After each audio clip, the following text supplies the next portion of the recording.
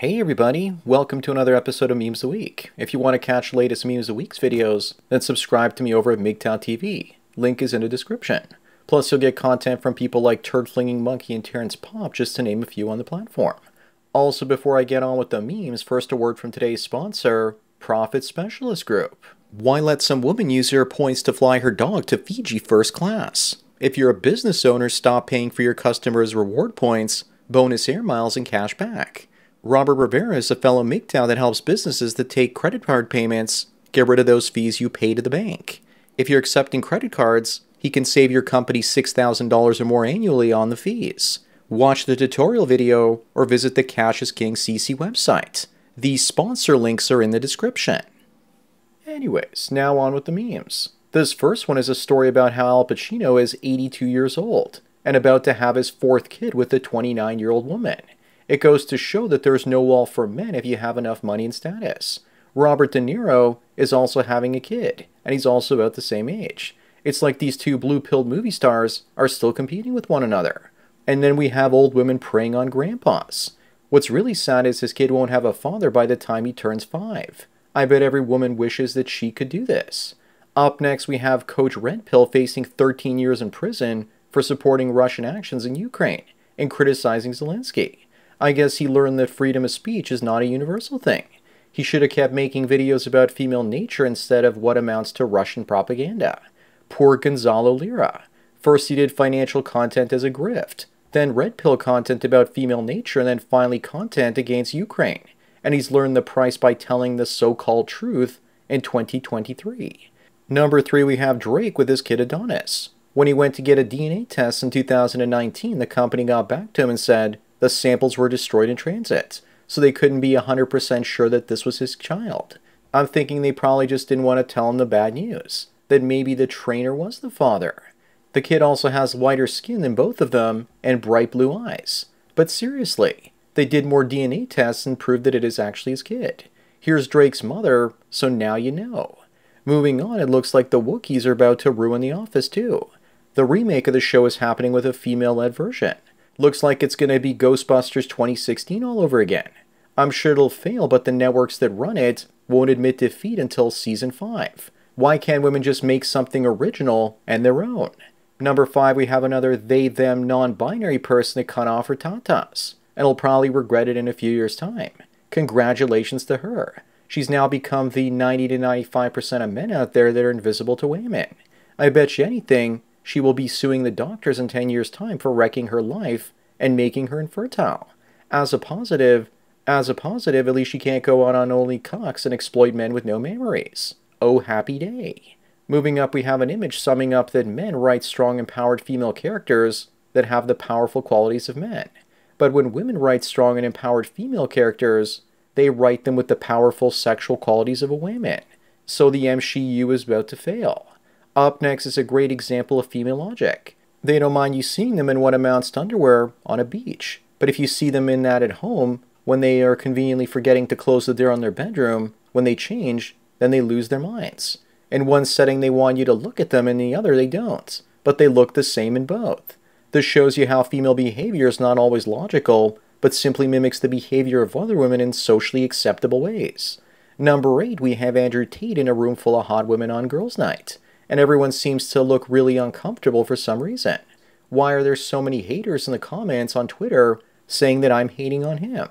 I just post images like this to piss off the tater tots that have nothing better going for them than the life of Andrew Tate. Instead of trying to make their own way and purpose, they hang off his every word. I like the guy, but I think that these tater tots are just too much. Number 9, we have the explanation for why Justin Trudeau had to leave his teaching gig in the middle of the semester. Because an allegation he received from a 15-year-old girl. He always speaks about misogyny and men using women, but I guess we all know that it's most likely projection on his part. I don't think any of us are really surprised by this news, that he had to pay off a teenage girl $2.5 million when he had a record for a jury trial. He's the projecting prime minister. Moving on, we have a large and in-charge woman that's enjoying immigrating to America and the West, but she thinks that in fat phobia we need to dismantle the West. If you want to hear something scary, she's a fat sex therapist on Instagram. You know, she could lose the weight and then no longer have to fear people with fat phobia. What we really need to do is dismantle McDonald's. Looks like she skipped Ramadan as well. But she would rather tear down civilization than go on a diet. Number 11 is a woman that tells us what she brings to the table. She brings a lot of negatives like her kids, 300 pounds plus her appetite, and listen to her words to know more. What do you bring to the table? Everything. I got 2 kids, you know what I mean? So everything. If you're willing to provide for my kids, then everything. Everything like what? My kids, my life, my mental health, everything, like everything. Everything you want to know about me, I'll bring to the table for sure. Moving on, we have a story about how Air New Zealand now weighs passengers before they board airplanes. We all hope that eventually the obese senoritas have to pay for their flights by the pound. Unfortunately, it's only voluntary right now. But we all know the airlines need to make it mandatory, and if you weigh over a certain weight, you should be forced to pay a fat tax in the form of paying for 2 seats. MGTOW strikes again, which also stands for Max Gross Takeoff Weight. Number 13 is Shane, and he's a legendary troll, posting on his dating profile that he's seeking a hostile woman for unfulfilling sex and a future divorce. Bonus points if she just finished dating every guy in town, but now wants to take it slow with him. He prefers a soul-crushing descent into booze and pills. But I think he forgot to mention that she should also be a single mother with a notch count in the hundreds, with bipolar disorder. That would make her perfect. Number 14, we have a trend that's only going to grow in the future, where women are going to stop being woke. Undead Chronic says she's already ruined and there's no going back. That may be true, but that doesn't mean some poor tradcock simp won't fall for her. If that doesn't work, she can still open a Lonely Fans page. Either way, she's still going to get some man's money. Next up, we have Argentina's national airline announcing that they have the first transgender pilot in South America. Of course, they would announce this on May the 30th, just before Pride Month was ready to kick off to get some of those early ESG points. She kind of reminds me of Rowan Atkinson, the guy that played Mr. Bean. Also, doesn't she just look sexy with those bulging veins? Such a handsome woman. Passengers should also be concerned with her identifying as flying at 30,000 feet. When she's barely over 1,000.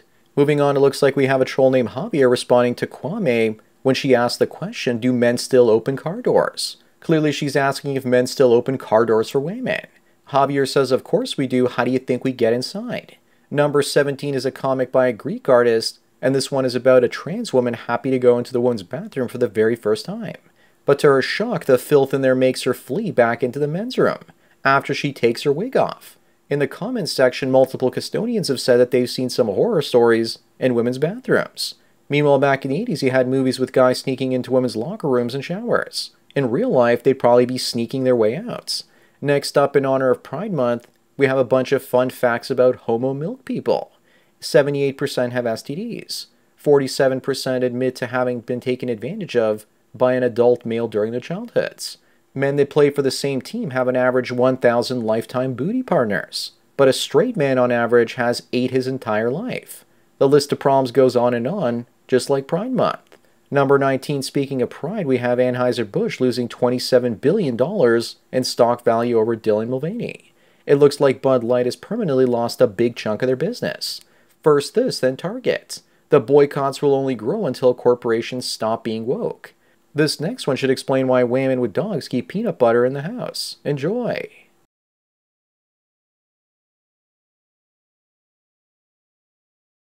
Number 21 is a man that won $181 million in the lottery. And what a coincidence, he got lucky finding the love of his life only 2 days later. What are the odds? This was a real article from roughly 9 years ago. I wonder what happened to this happy couple. He must be the luckiest guy in history. Number 22 is another story from the clickbaiting New York Post about a woman that says guys are scared to talk to her because she looks like Kylie Jenner. The thing is, the men that she wants to talk to her won't, and that's the truth. The guys she wants don't want her. And instead of realizing that her look is cheap, she thinks that shaming chats to talk to her on national news that no one reads is somehow going to work, which it won't. Moving on, we have another case of the dog pill, except this one ended up filming the whole thing outside a church. I guess they tied the knot after all. She probably took the term doggy too seriously. But don't worry, she's waiting for you to feast on her folds when she gets out of the big house with you next Saturday. Hope you enjoy the taste of Pitbull and have a Red Bull to wash it down with. Number 24 is another very popular one this week. I asked you guys if you would with this one, and most of you were torn, but many said no, because she smokes. Yeah, kissing a smoker is like licking an ashtray that's minty flavored. I guess now you know why they make menthol cigarettes, so that their breath is slightly better. Number 25 in this week's last one is what it's like to be a man in our society. Instead of getting a hand up so we don't sink, we get a high five and we don't survive. Someone ended up sending me the sequels. The first one of a man getting out of the water that's going his own way, and the other image of society crumbling as a result. In reality, the man is sinking because there's a woman under the water pulling him down. So that's it for another Memes of the Week. Remember, I make these for free, so donate at the PayPal and Subscribe Star links below for more content like this. Also, once again, check out MGTOWTV for content you can't get anywhere else. You're definitely going to enjoy it. Anyways, enjoy the rest of your day, and cheers.